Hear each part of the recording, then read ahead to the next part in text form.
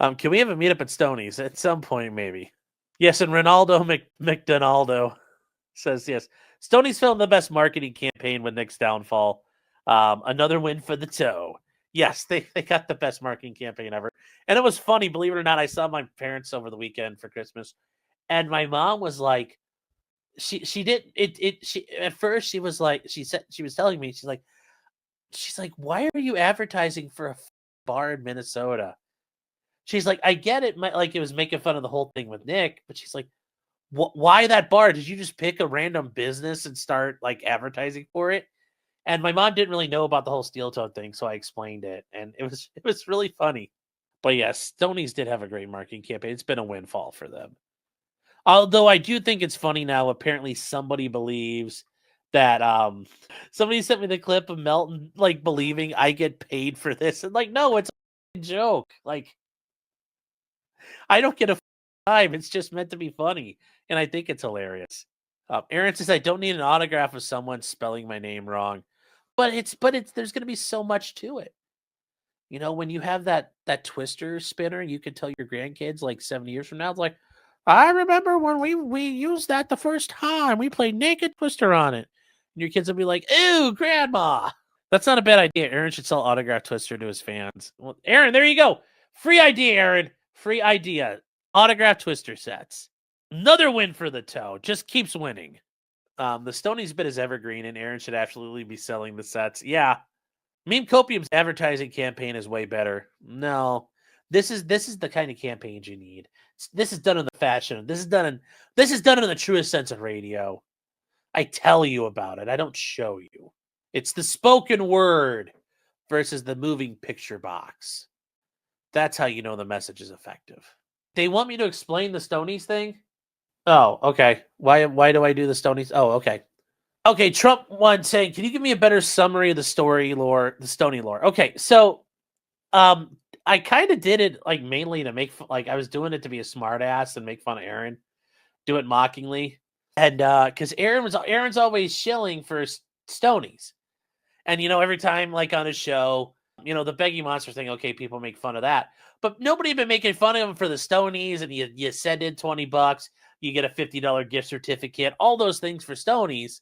And I just thought it'd be funny to continue along with it. Given the whole like we were dealing with the Rekieta stuff at the time, I thought it was hilarious to do, the Stoney's jokes. And after a while, you guys started liking it, so it kind of happened to it kind of just took off and became a thing of its own. So we kept doing it, and then I finally, added, put stuff together. Like we got a little overlay and things like that. I just thought it was funny that way.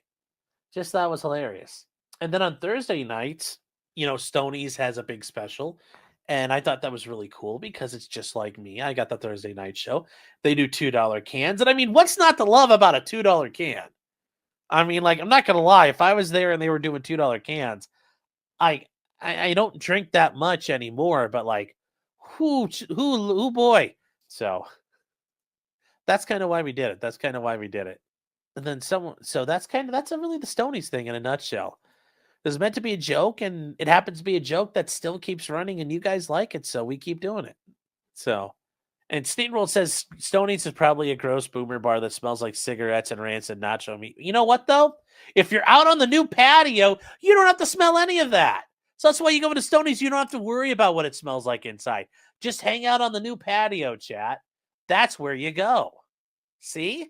There's an answer for everything at Stoney's. Yes, Stoney's essential to Rekieta lore now, yes. Stoney's doesn't have restrooms. They give you a Pringles can.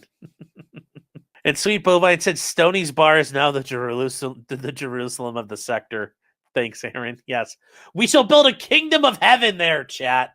Diaz is saying, when will next trial likely end? It sounds like it'll be over in January, that January date, if he pleads out.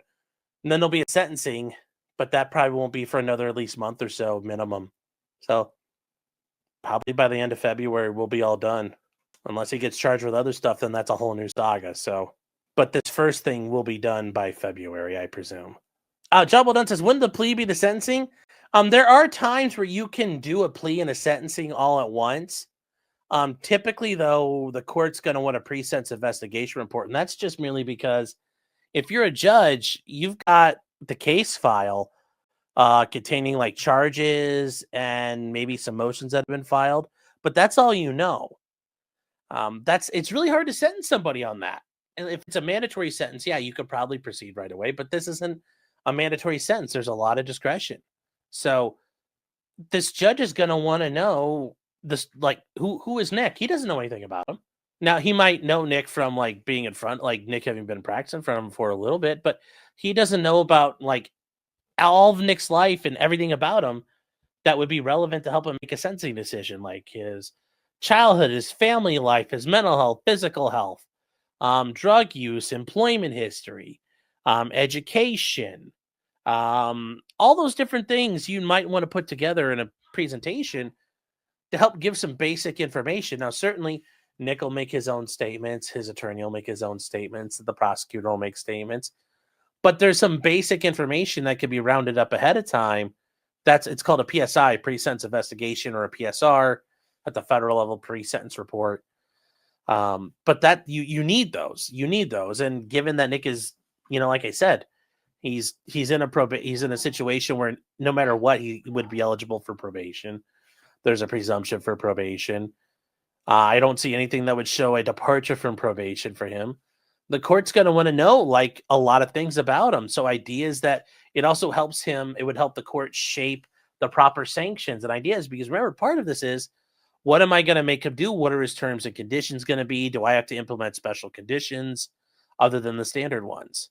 Would his unpaid speeding tickets be an issue? Yeah, the court's going to notice that stuff, that he doesn't like showing up to court. He doesn't those are going to be issues. He doesn't show up to, like, he's had problems, bucking the system, doesn't take care of his court hearings. Like, those are problems. And that's why, like, if you were ever on probation, chat, completing probation is a big deal, because if you have a history of getting terminated unsuccessfully or a lot of probation violations, down the road, some court's going to look at this list of things and go like, well, no, I'm not going to put you on probation. You don't do it. So there is an incentive for you to do it. Will it be televised? I think sentencing would be something that can be televised, but the rest of it still won't be. The problem with candor, yeah, that's not really going to be Nick's issue in front of the court there. But it's like I said, like not paying your tickets and not showing up to court and having all, that's something they're going to notice. So is Nick going to be on paper? Yeah, he's on probation. He'll be on paper. Now, a lot of times is he going to be on reporting probation? Presumably so. Supervised, not unsupervised. So yeah, he'll be on paper in every sense of the word. Oh, yes, he'll be on paper, and he won't be unbreaded. His prison salary, guys, he's not going to prison or going to jail. Now, if he walks in the court like to the judge and starts going like this everywhere, yeah, you're going to go to jail. But that's, like I said, I don't necessarily think that's going to happen, but he has definitely increased his odds of it happening. Do you think Nick's going to be in for a rude awakening because he didn't do the footwork? Yeah, I mean, like, I think one of the biggest things is, and Nick has displayed this, he doesn't like being told what to do. And like, guess what? He complained about the fun police. Well, guess what? Your PO is fun police. They'll check up on you, and it's not like, they're going to keep tabs on him, and you need permission to leave the state and all. Like, it's not going to be like his unconditional bond. He's going to have a lot of terms and conditions to follow.